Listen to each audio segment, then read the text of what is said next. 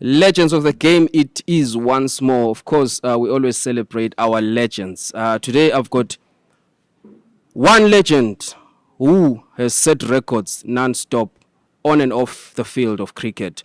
This is none other than Hamilton Masakadza. Welcome, a legend. Thanks, Vincent. Hello, everyone. So it's good to have you, legend Hamilton Masakadza. My first question, what I want to know is, how much are you worth? What's your net worth? That'll need a little bit of time. No, just give us a figure. Just give us a I rough don't know, figure. maybe 200. 200 million. Okay. Okay, I know it's more than that. Don't be shy. It's your money. You worked for it on and off the field. But anyway, you have been credited a lot in the cricket field. I want to start with you being the first young Zimbabwean black player, for that matter, to be called into the national team. How was it like being that at that young age playing for the Zimbabwe national team, cricket team? Yeah, so I'm not sure I would have been the first young black person to be called up. But yes, there were a few guys before me. Okay. Obviously, the likes of Henry Olonga and Pumembangwa and those sort of But how guys. old were they when they were called? I'm not sure how old But they you were. were 16 when you were called. We're talking about you. Yeah, I think I was more. I think it was more around the success that I first had when I first came in. I was the youngest Test centurion on debut. Okay. I also happened to be the first Black Zimbabwean to score first class 100 as well. Yeah, of course. So yeah, I think it was quite interesting times coming into the team at such a young age. I always joke about this and say to guys, my first couple of games, I really didn't have too much pressure. I was just happy to be there. I mean, I was playing with and against some of my heroes because my first game was against the West Indians. And as you know, as black cricketers growing up in Zimbabwe, all of our cricket was basically centered on the West Indians. They were our heroes growing up. Also watching what they were doing as black cricketers and the success that they were having. We sort of set our game around them and we sort of emulated them a lot. So I basically knew my opposition, all of them name for name and basically what they've done in their careers. Okay. And also similarly in our changing room as well, because growing up, we were also as youngsters watching guys like Andrew Flower, Heat Streak, Henry Olonga. We were watching those guys as well as we were growing up. And when I first came in, those guys were still playing. Oh, wow. So like I said, for me, I really didn't have too much pressure. I was just happy to be there, playing with and against some of my heroes that had grown up watching. Yeah, it's very interesting that you watched people that you called your heroes, and then you had an opportunity to play with them, alongside them. But take me back to Churu, Churchill Poisai. Do you think that you being that type of a player, it was because you were molded at Churchill Poisai, or you were already playing club cricket? So that's actually an excellent question. I know you had mentioned one of the things that I would have loved to bring out in the interview. That's exactly one of those questions. I also wanted to see if you'll touch on that. I think that's one of the best parts of my story, I would say. Just going back, we were introduced into the game of cricket as part of a Zimbabwe cricket development program, where they just basically took coaches and send them to the high density areas. I'm from Highfield myself, and they just basically introduced the game to a whole bunch of us, a few schools. I was at Mbizi Primary School. They also used Chipembere Primary School, and also primary schools like Chengu and Kuangira as well. All those schools are in Highfield. So the game was introduced to us, and through that same program, all those that had excelled were afforded scholarships to Churchill Boys High School. So as you mentioned, that's where I went to school, and that's how I ended up going there. That's how I ended up going there to Churchill. It was through the scholarship program as an extension of the Zimbabwe cricket development program. So they identified the fact that we're introduced to the game, but where we were, we might not be able to play the level of cricket that we would need to develop a little bit faster. So they channeled us through either Prince Edward School. Some of the guys that went before us went to Prince Edward, and then by the time we got to sort of my stream, we were going to Churchill. So Zimbabwe Cricket paid for all our fees to go to Churchill High School, and that was a very big part of our development because we were playing against our peers from all the other private schools like your St. John's, your Peterhouses, your St. George's, all of those guys. Because we were at Churchill, and it was through that program that we were able to go to Churchill. And you mentioned the club cricket as well, and oh yeah, and just in my stream, we had Tatenda Taibu, Vusi Sibanda, Stuart Matsikenyeri as well. We were all part of the same group that went through that scholarship program. And another guy, the boys from the hood. the boys from the hood. And another guy called Farai Mukaiwa, but he didn't end up getting through with his cricketing career. He had quite a nasty injury early on in school, so he didn't manage to further his cricketing career. But even after us, guys like Prosper Otsea, Elton Chigumbura, Chamu Chibaba, all those guys came to the same system from that development program in Highfield and through Churchill School as well. And then we're also all part of Takashinga Cricket Club, Okay, yes. which is in Highfield as well.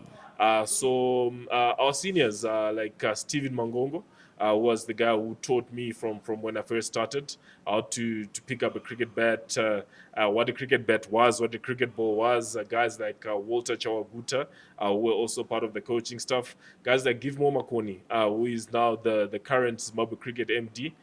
So those guys, guys like Blessing Gondo, who is the cricket Zimbabwe Cricket board chairman for the cricket committee at the moment. So all of those guys were our seniors at Takashinga, and they basically had a vision. They sat down and they thought, you know what is the best way to develop this game in the high density area in Highfield? What is the best way to give people access?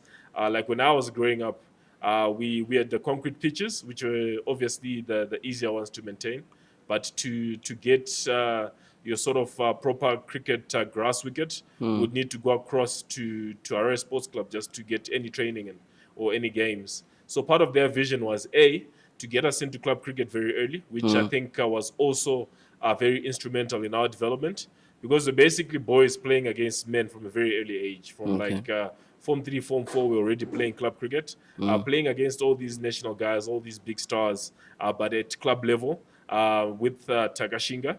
And then obviously they also had a vision to say, how do we get cricket more in Highfield? So they decided to approach the Highfield City Council and ask for a space at Zimbabwe grounds, which are community fields, which are mostly used for soccer. We also have some basketball there. There used to be a swimming pool. So it's basically a community field. So they approached council, I think in the late 90s, and asked for space right at the edge. And they got that space, and that's where they developed the actual ground, Takashinga cricket ground, which has now been developed into an international venue. So now we have an international venue right in the middle of the ghetto. And we've actually hosted the West Indians, we've hosted the Sri Lankans, and more recently in the 2023 qualifiers, we also had at Takashinga as a venue. So a few teams went through there during the 2023 World Cup qualifiers. So it's actually a very good story that I love to tell about our introduction into the game, our development, and obviously our club, Takashinga Cricket Club in Highfield. Okay, I see. Takashinga Cricket Club holds a dear place in your heart. But if I'll say, it's safe to say that cricket saved your life, eh? Yeah, because it took you out of the hood and took you to stardom. But I'm listening to you giving a lot of credit to people who played a role in your cricket uprising. What relationship do you have with people like Bill Flower? Did he play any role in your life? Oh, yes. I never heard you mention him. Uh, where Bill Flower came in, Bill is obviously the father of Indian Grant, the famous batters that Zimbabwe cricket legend batters that played for Zimbabwe. Yeah. So in as part of that development program, he also fed in. So what we're getting at Churchill, and even from primary school, we used to have these. I think they used to call them strugglers weeks, and also country districts games. Okay. So he will take us out to those as well as part of helping us develop. So he also played a very instrumental part in our upbringing as well. He'll take us for coaching. I did mention we'd go to our sports club. He'll be the one taking some of those sessions, and obviously through his influence as well. Andrew Flower came and played with us. At Takashinga as well. Okay. He did 2 or 3 seasons with us, and just playing alongside someone like that was a very big part of our development. We learned so much playing with them in the same team. Even at that club cricket level, we learned professionalism. We learned what it takes to be a true cricketer. We learned what it takes to be a good batsman. But yeah, going back to Bill, Indian grandfather, he was also very instrumental, played a big part in our development, especially in the early stages, because he would take us out to all this training and all these games as well. When we were still youngsters, obviously in conjunction with our coaches that Zimbabwe Cricket had sent out, he was also a big part of making sure that that bridge of enough game time was bridged. I always make a joke about Bill that I'm sure all the guys would that came through his hands would attest to this. We used to use these cricket balls that had obviously been looked after with a little bit of varnish to make them last a little bit longer. Okay. And he did these high catches. He would be standing on the other side of the field. We would stand on the other side as youngsters. I always used to say to people, that's why I never used to drop high catches because the training that I got to catch high catches from a very young age from Bill, was second to none. So yeah, he did play a very instrumental part as well. Good. And Aish, I can never get enough of hearing, your passion when it comes to Takashinga. But tell me, there is a story that has never been told.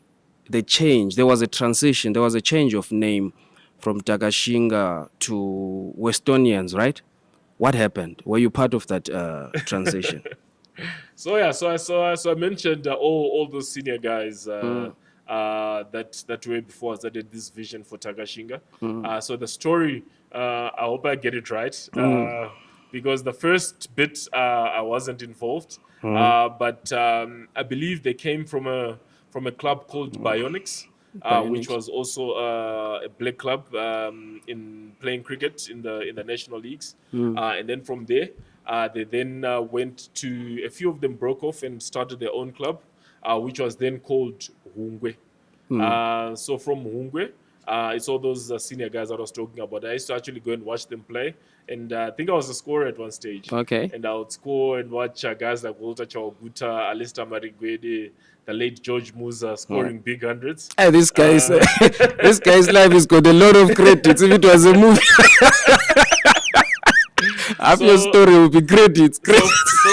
So from Hungwe, when we were actually about to enter the first league, one of the first league cricket, one of the requirements was that we needed to have a cricket field fit for purpose. That would be our home ground. Okay. And as I mentioned at that time, that the ground at Takashinga was still just a dream.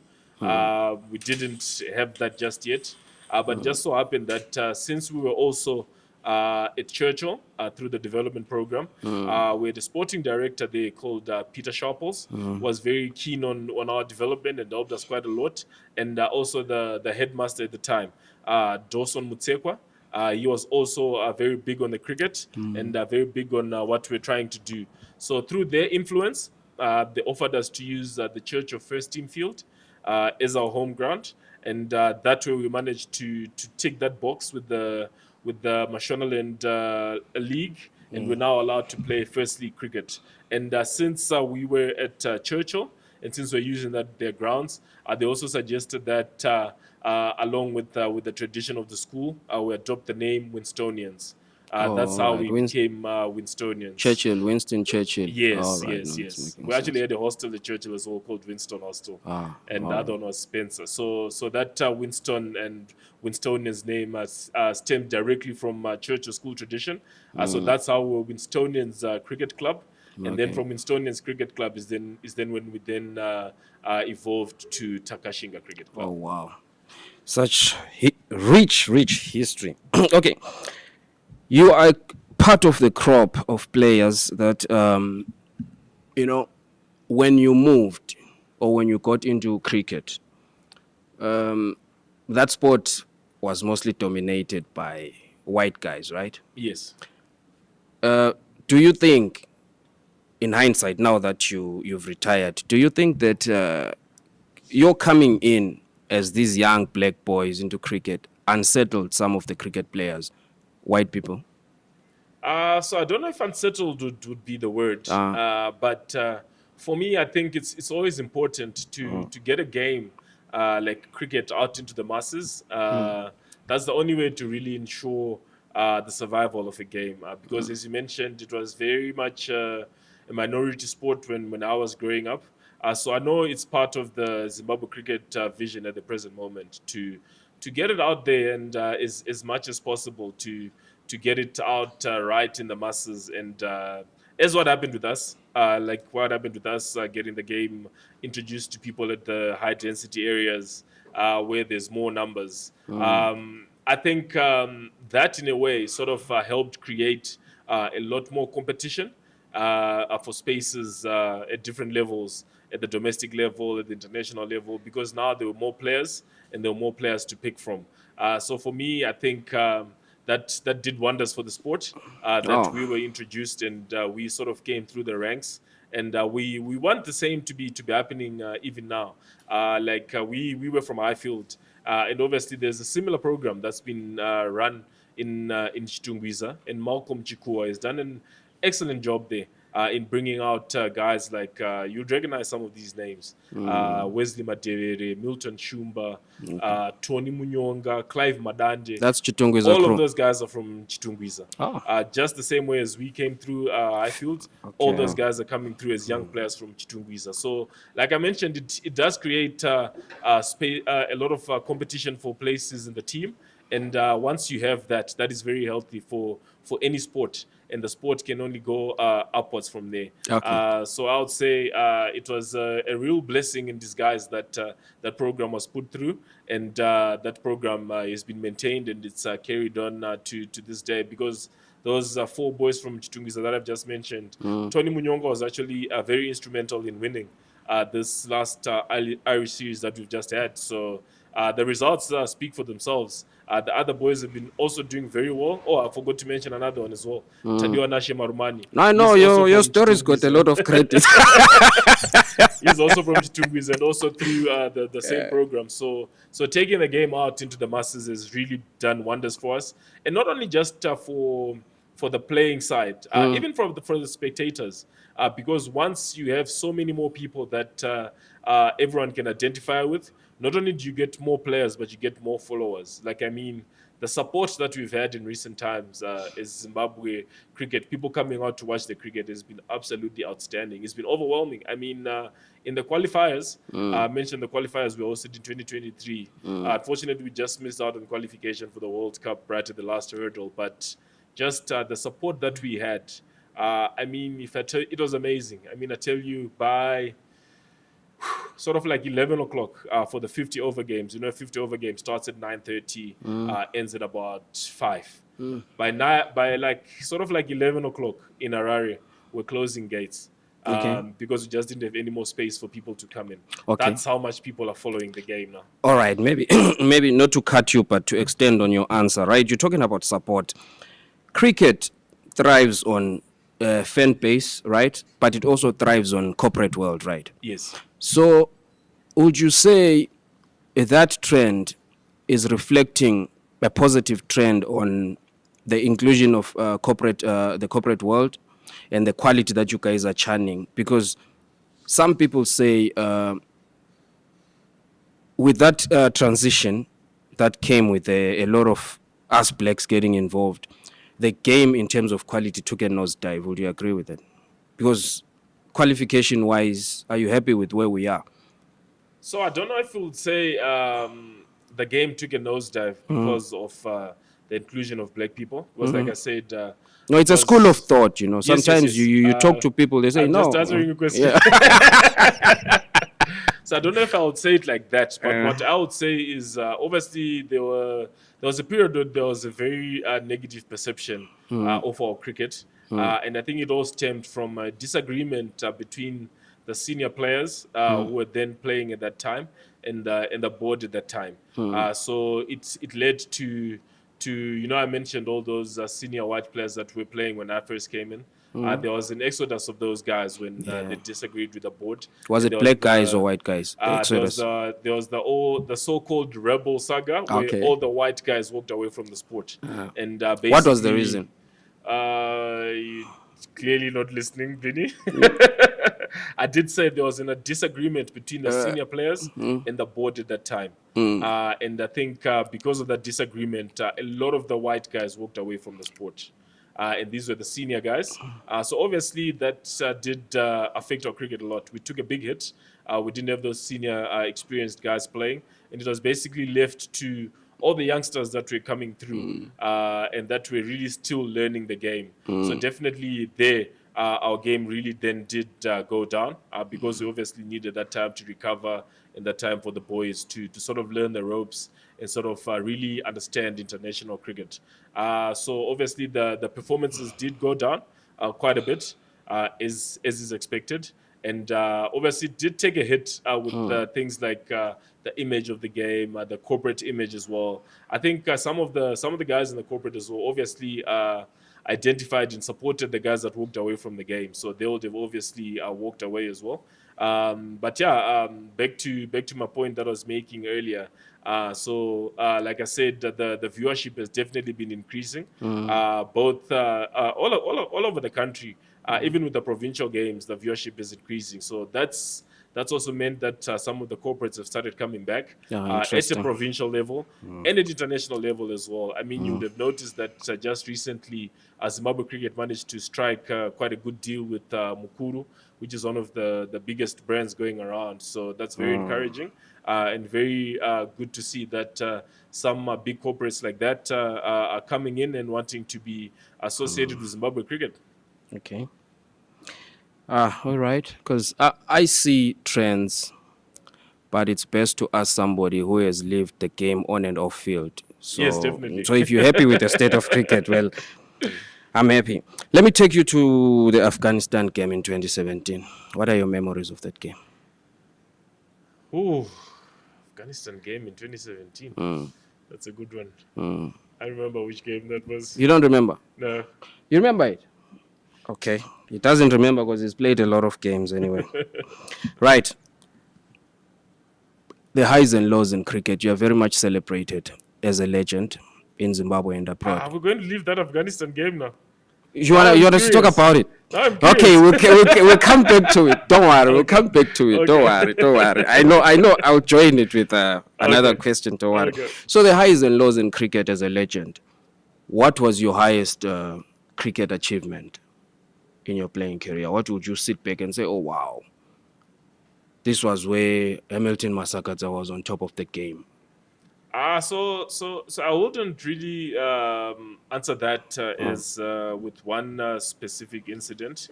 I would answer that question as more of just a reflection on my whole career. Because obviously coming in as a youngster, age 17, still at school, and then going on to so straight after my first year, I went to university in South Africa for 3 years. What were you in Free studying? State. I studied marketing there. Pico marketing. And you didn't finish. I finished. No, you came back. So I The did game called you back. I did my 3 years. I finished my degree, and then I came back to play, and then basically resumed my career. So looking back, so when you first start playing a sport, your one dream is to obviously represent the national team, which is the highest level, and your second dream is to do it for a while. And also one of the other dreams that you have is possibly leading your side as well at some stage if you ever get the chance. So for me, I'll say what I would look back on my career and really be proud about is I managed to tick all of those boxes. I represented my country from 2001, barring that 3 years at university. I ended up only retiring in 2019. So I played quite a lot of cricket for Zimbabwe, and I managed to captain the country as well in all three formats of the game.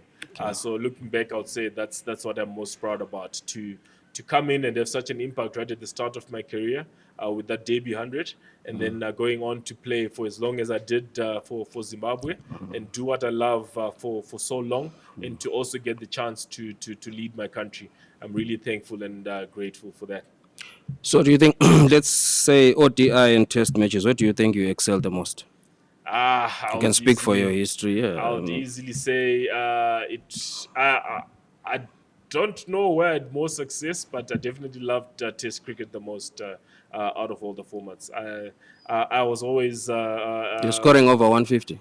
I was always a fan of Test cricket, So, even from growing up. In fact, when we were first starting as youngsters, I mentioned all those guys, Tatenda Taibu, Fusisibanda, Stu Matsikenyeri. Of all of us, I was the most limited in terms of my shot making and my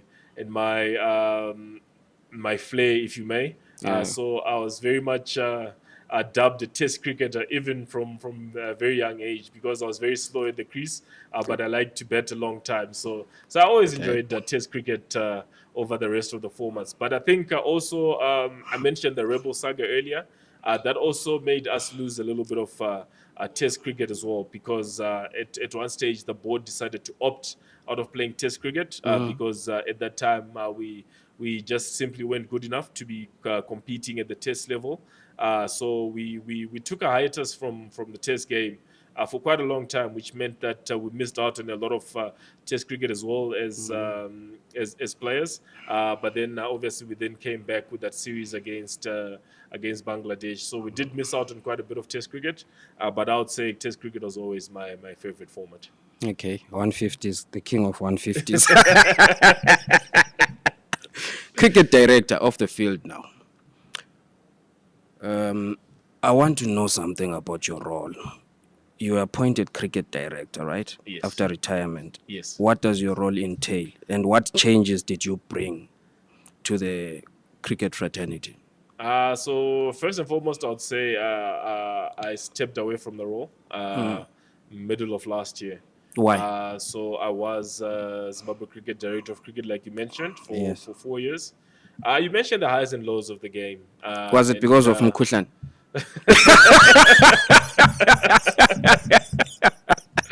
You mentioned the highs and lows of the game, and probably one of the lowest points of my career. It's funny that you'd mention the chairman because the chairman, as you know, has been very vocal at ICC level and has brought a lot of things and a lot of changes for the game in Zimbabwe. And one of the things that they managed to push for and push through at ICC level was a little bit more, if I can say, inclusion in terms of the T20 World Cups. So now we've got a lot more countries participating, and that was through the efforts of the chairman and obviously the MD, Mr. Gimo Makoni, putting through those sorts of things to the ICC. So we now had more countries participating, even across the continent. And I mentioned that it was one of my lowest points that as soon as that was done, when we had more spots, as Zimbabwe, we missed out on qualification to the World Cup. And, so what was your role? I'm trying to understand your role. We'll get there. We'll get there. This guy doesn't answer questions straight. You say, video, I don't listening.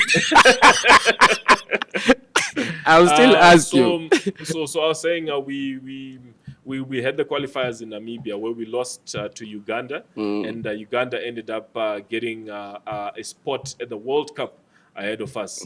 And that was basically one of my lowest points in my career. So you mentioned what my role was. Yes. My role was director of cricket. So I was basically responsible for all of the cricket and teams' performances, structures, You name it, all across the board. So be it from junior age group levels to women's cricket Okay. to senior Oh, cricket, wow. all of that was basically under my purview. So I was basically in charge of making sure that the teams are going in the right direction, the policies were in place to develop the players. The selection was being done correctly. They were All paid those sorts of properly. things, the player welfare, all those sorts of things, everything that sort of contributed to a team improving and a team succeeding, and to Zimbabwe cricket on the cricketing side going forward, that was under my portfolio. So basically, that disappointment with missing out on World Cup qualification definitely was under my direct watch. So that's the main reason why I ended up stepping down from that role of director of cricket. So yeah, really, they take responsibility, even if it's negative. So you had to step down because of that. Yes, I'm proud of definitely. you. But anyway, I'll still ask you this question.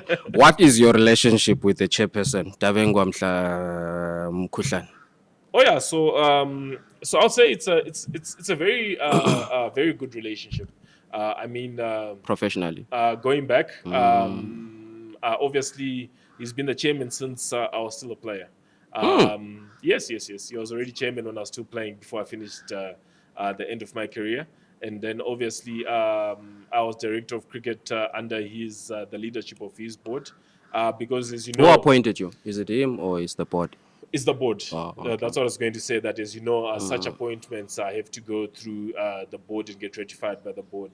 So the board did appoint me, and even in my I mentioned that I stepped down from my post at Zimbabwe Cricket. The chairman of Zimbabwe Cricket also happens to be the interim chairman of the Africa Cricket Association, Okay. which is the association for Africa Cricket, which is where I have my current role now. I'm the tournaments manager for Africa Cricket at the moment. Oh, that's an elevation. Yes. Oh, wow. And Congratulations. it's also still. Does it come with directly- money benefits? Wow. There he goes again. There he goes again, everyone. Yeah, so I was saying it's still directly under the same chairman, but obviously in a different role, because he's also got a role at the Africa level. So I'm still under him there. So I'll say my relationship has been very good with him, because first he did afford me the opportunity to work as the director of cricket for Zimbabwe Cricket, and then now he's also recommended and ratified the post that I currently have.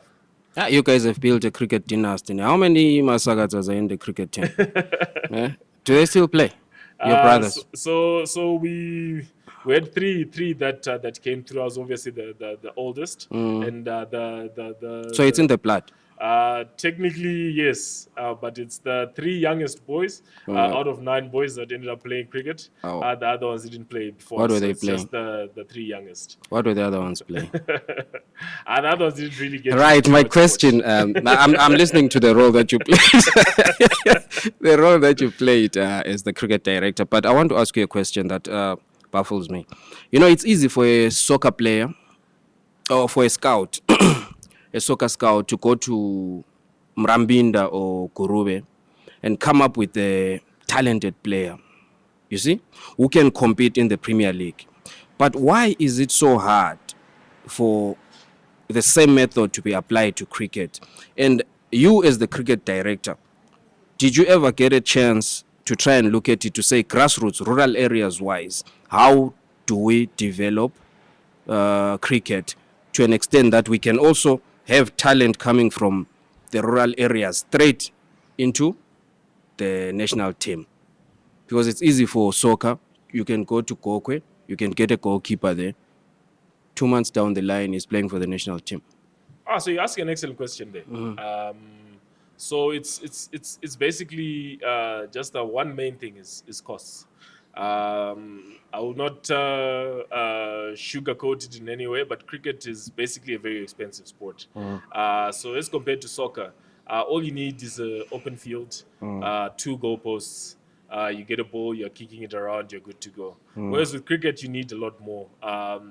The bats are an expense, the balls are an expense. the netting that we have for practicing, just all the inputs that go into a game of cricket are a lot more than what you'd get in a game of soccer. It's a question of input. That is one of the reasons why it has not grown as quickly as we would have wanted it to, but it's definitely growing. And I like what you mentioned about the rural areas. So Zimbabwe cricket actually started during my tenure. That was more directly from the MD, but it was under me as well, because it was part of helping the game develop. We actually have a Cricket Kumusha Cricket Ekaya program where we are taking. It's your brainchild. No, that was the MD's brainchild, but it was introduced during my tenure as director of cricket. Okay. That we've actually taken the cricket out to the rural areas, and that program is building up steam, and it's been going very well for us. So as part of that program, we also are helping develop coaches and to also help identify the talent in the rural areas as well. So the Cricket Kumusha Cricket Ekaya program is well and truly happening. It's been there for like 3 years already now. Has it produced any player to write home about?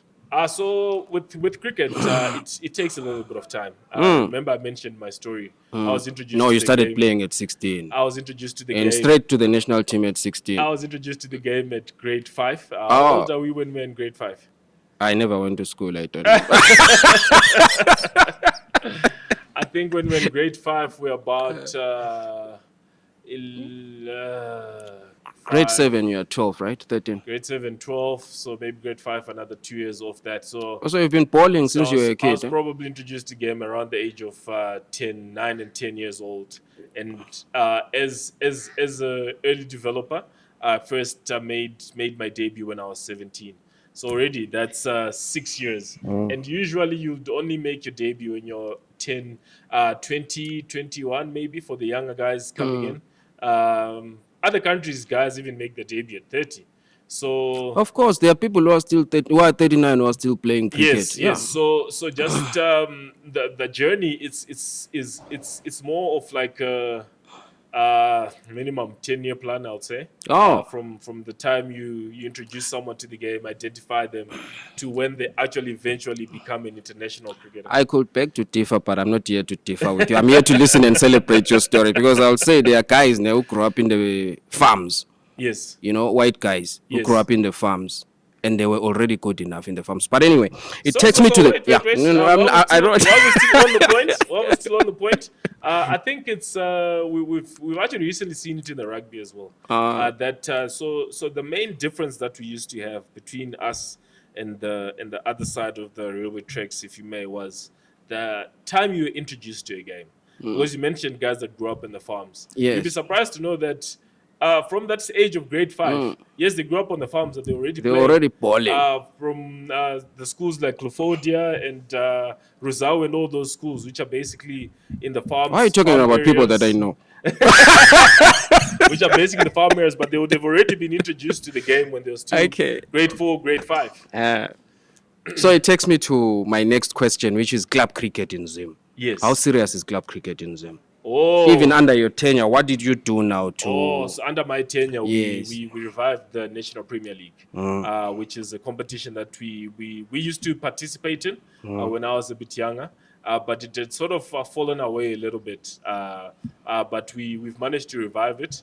And what it has done now is, so what you want is a situation where I mentioned we had that growing up, where I was playing for Takashinga, but we were already playing against the Brighton Watambuas, the Heat Streaks, when we were playing in this National League, which was all the international Zimbabwean cricketers, but at club level. Yep. So that's one of the things that I tried to do in my tenure to, make sure that all the national cricketers were available for the domestic competitions, which is the provincial level, the level just below international cricket, and also the club cricket, which is the level below the provincial cricket.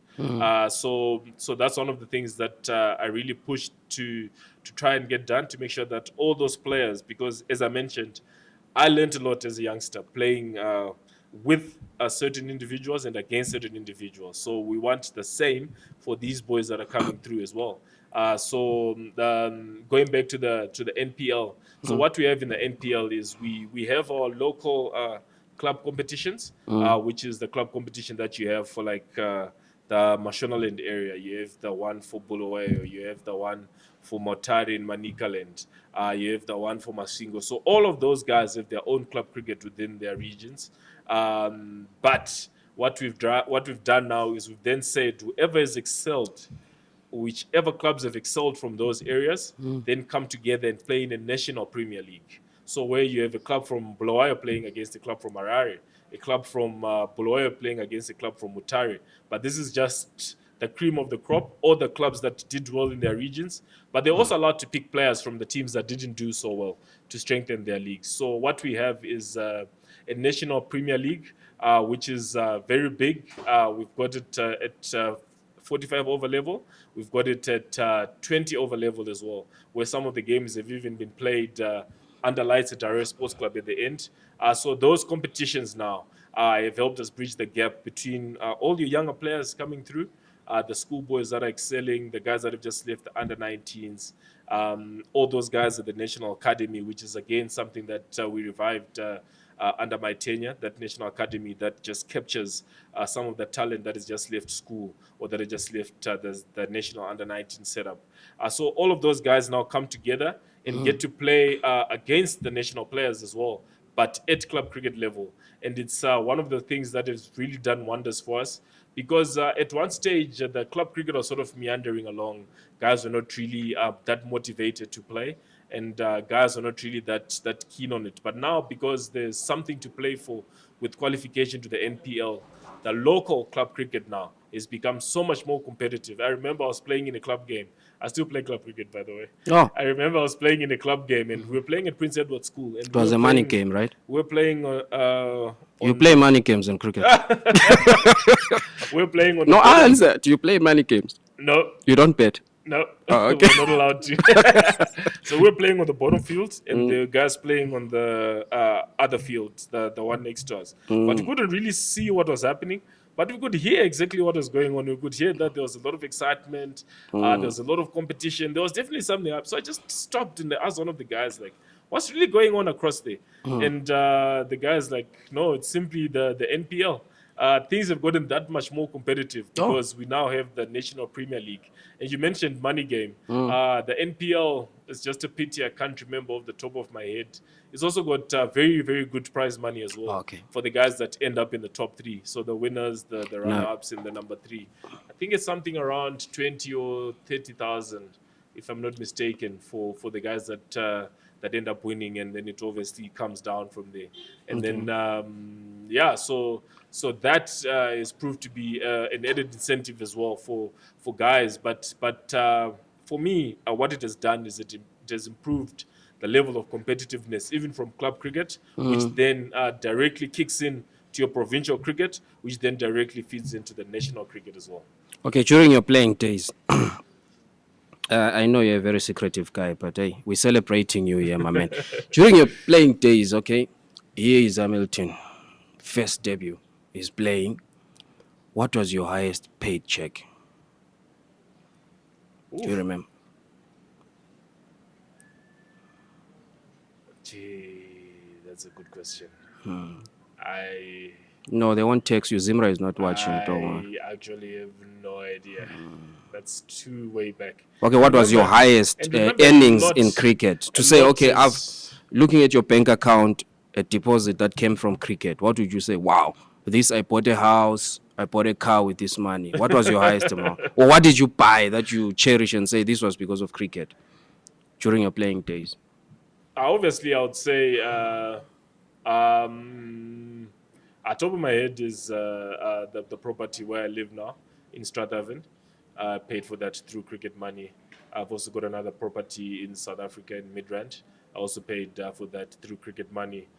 Some of the cars that I've used over the years, I also paid for that through cricket money. So those are the things that would come to mind. There's also obviously other benefits that come through with like getting to look after other people, getting to look after school fees, for I also need to be. I need. like I need school brothers, fees. siblings, things like that. So yeah, so all those things come into mind. But I'll definitely say I've had a very good career through cricket, and especially as a player, obviously as an administrator as well, but as a player, and I think it's actually improved a lot from the times that we were playing.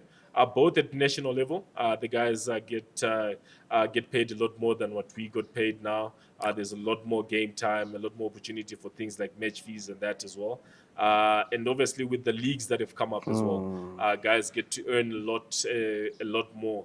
I mean, looking at someone like Sikanda, he's just made so much just from playing leagues, and that's just the landscape that we have in the game now. Obviously, that came sort of after my time, but I would say looking back, yeah, it was definitely a very good career as well, earnings wise. And to say, hey, I can look back and think what was my first earnings. Okay, so That's a it's very good question. That so it's easy to be a millionaire through cricket, right? yeah, definitely, Oh definitely. wow. Okay. Because I'm obviously not doing that. I am trying as hard as I can to just contribute as a mentor. I do take a lot of younger betters aside Do you and have an tell academy them of your own? no, not yet, but it's something that I'm working on. Okay. But just directly taking some of the younger guys aside and just taking them through what they need to do with the game, some of the learnings that they need to have, some of the things that they need to implement in their own games, some of the things they need to do in their own development. That's one of the things that I'm concentrating on in terms of directly feeding into the players at the moment. And as you mentioned, I'm also thinking about actually starting an academy. I don't know if I'll really see myself as an actual coach. I think we've got a lot of people in those sorts of spaces No, tell at the the truth. moment. There's no I money in would- coaching, right? No, there is a lot of money in coaching. Remember, I mentioned the national level, I mentioned the leagues. Okay. Those leagues also need coaches. Okay. So a lot of the guys are also developing in that way and going that route. But I've always, growing up, I've always felt we've had a lot of gaps at administration level. And that's where I've sort of felt I needed to sort of plug myself in. And that's where I would want to really make more of a contribution. So just from the administration side, and not so much the technical coaching side. But I'm really enjoying being able to feed into some of those guys as a mentor. That's part of the reason why I'm still even playing club cricket. I'm there just playing with the boys, helping them through to say, in this situation, what do we do? In that situation, what are you meant to be thinking about? What are you meant to be applying? Just the same as I mentioned, there were guys that did that for us growing up. I'm also really happy to be doing that for guys that are playing now and helping them sort of come through as well. You are an administrator of cricket. You've been a player, and I've come across some news that we might be hosting Cricket World Cup. Is it under 17? Do you think, as a country with our infrastructure, we are ready to host Cricket World Cup? So I'll correct you straight away there that is not a might. It's a definite. We are hosting the Under 19 World Cup in January through to February early next year. Okay. And I mentioned earlier that we hosted the qualifiers, which are just as big, if not bigger. We've hosted two qualifiers actually in 2018 and in 2023. So we are very much ready. And obviously we were doing a lot of work on some of our facilities, and we're developing more facilities. As you know, we're now doing a ground in the Vic Falls as well. So we are hosting the Under 19 World Cup early next year, and we're also hosting the 2027 50 over World Cup. I don't know if you remember in 2003, we co-hosted the World Cup with South Africa and Kenya. This time around, it's coming back to Africa. So again, it's going to be South Africa, Zimbabwe, but this time Namibia. It's instead of co-hosting. Kenya. Yes, yes. Okay, cool. So we'll be hosting. So there'll definitely be World Cup games. But with the under 19, we are co-hosting with Namibia. But we are the main host. But obviously with some help from Namibia as well. So that is definitely coming to Zimbabwe early next year. The under 19 Men's World Cup, and then 2027 50 over World Cup as well. Okay. Under your tenure as the director of cricket, there is one subject that you were pushing. You were pushing for women in cricket, right? What is the position of women in cricket in Zimbabwe? Oh yeah, that's something that I forgot to mention as well. So obviously at ICC level, and with basically all facets of life as well now. there's definitely a push for empowering the girl child, if you may. Okay. And that has been no different with us. We are very keen on our women's team. That team has actually been around for quite a long time, and people might not be aware. Dating back to the early 2000s, we already had a national women's team, but the structures were not really in place, and they didn't really have a professional setup. They didn't really have matches amongst themselves. I think the best that they got was maybe perhaps a game against a certain club, a men's club, or perhaps a game against a certain boys team. That's sort of the level that it went. But we obviously pushed for during the time that I was director of cricket. For a more formal and a more structured women's game, where they now have a provincial setup of their own, much like the men's, and also a professional level where we even started contracting women's players as well.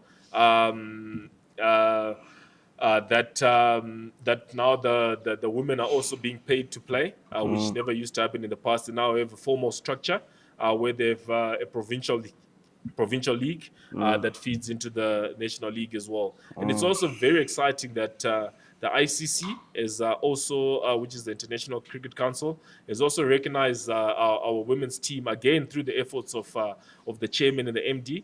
They've also recognized our women's game and actually included us in the higher level. And now we're part of the Future Tours program for the women's game as well. So now, for the first time, we achieved ODI status under my tenure.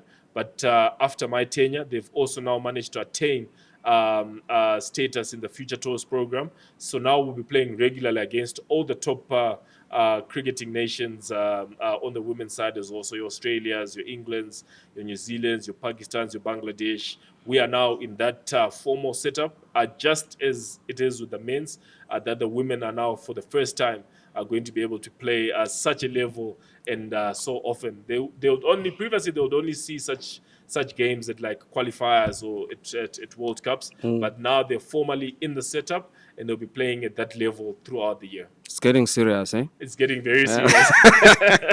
So playing at Churchill and going on to be a national legend, international legend, who did you play with at Churchill? And in that line of questioning, give me 10 top cricketers of your life. In conclusion, top yes. cricketers of my life. Is that from Zimbabwe? Nationally, yes. Nationally, Oh, okay, yes, okay. nationally. That should be easy. That should be easy. So from my peers that I played with at Churchill and obviously at national level as well, the few that have been going on about immediately come to mind. So Tatenda Taibu, again another former captain of the nation. We played together at school. Stuart Matsikenyeri, the current Zimbabwe fielding coach. We played together at school. Also played a lot of games for Zimbabwe. Vusimuzi Sibanda played a lot of games for Zimbabwe. Is now coaching in Australia at the moment. Hopefully, Zimbabwe cricket will be able to lure him back at some stage. Okay. But he's doing very good things there in Australia as well. Okay. So those are the three from my year group, Okay. which was the direct year group. And then obviously from the groups after that, I mentioned Elton Chikumbura. Okay. He's our current under 19 national men's coach as well, one of the selectors. We also played together at national level. He was also at Churchill, but he was a little bit younger, so we didn't play in the same first team. Prosper Otseya, again another former captain, former under 19 coach. He was also at Churchill, also came from Highfield. So all these boys came from Highfield, by the way. And then some of the guys that Alistair Mariegwede, he didn't get as much recognition at national level, but there were some of the guys that went through before us. And he actually started playing for the Churchill first team when he was in Form 2. Oh, wow. That's how quickly developed. That's how good he was at the early stage. Didn't get that many games at national level, but played a lot for A side. Guys like Douglas Hondo, he was my senior when I first came to school. They were the guys that were there before us. So that's Chamuchi Baba, also another former national captain. He also came through Churchill. So those are the boys just from Churchill. And then nationally, like I mentioned earlier, we had our heroes as well. Yeah, I'll mention the likes of Andrew Flower. He did do a lot a lot for us, even as players as well, playing with him. Grant Flower, he did coach us as well. He coached me while I was still playing. I played with him, but obviously I was a little bit more senior, so he was one of my coaches playing for Zimbabwe. Guys like Henry Olonga who really paved the way for us in the early days, first making it as black cricketers. I think I'm on 8 now. I'm running out of spots. But I would also mention there was another guy as well called, he's late now, called Trevor Madondo. Okay. He was a very, very good batter. He had come up before us as well. I played with him at provincial level. He was one of the guys that I looked up to. And obviously guys that were in the team when I first came in, that were my captains. Guys like guys like Alistair Campbell, guys like Hit Streak, obviously also come to mind as some of those people that had come before us. And he mentions Choki Tinashe Panyangara. He's also another guy that came through. I also have a very nice story about Tinashe, actually. Do you still have time to listen to your story? I played with him. You can tell us the story. But I played with him. Funny enough, when he first came into to the first team at Churchill, he was an opening batsman. Okay. But by the time he played for Zimbabwe, he's now an opening bowler. Oh, okay. All right. So he was versatile. He was very versatile. Oh, interesting. So, what a story. Hey, you know your story's got a lot of credits, eh? Hey, if it was a book, before you go to page 1, it will be having acknowledgements. Too much. Yeah. No, thank you so much, Legend, for gracing us with your presence. And from here, where to, in terms of your new position? So it's the same. We're just working on. So one of the things that we used to have as well on the continent was what we called the Africa Cup. So that's what we're currently working on. We're definitely going to have an edition this year. So that's what we're just putting together now. So we'll have 3 qualifying tournaments, and then a finals tournament as well after that. So that's what I'm currently working on. That's what I'm 24/7 around the clock doing. And then we're also looking to bring back the Afro-Asia Cup as well, where an African team will play against an Asia team at some stage. But for now, our focus is basically on the Africa Cup. And we're working very hard to just get things together and make sure we host an edition this year. Thank you so much, Legend. That was Hamilton Masakadza. You know, Masakadza's surname is always associated with success in cricket. Is here. Until next time, cheers.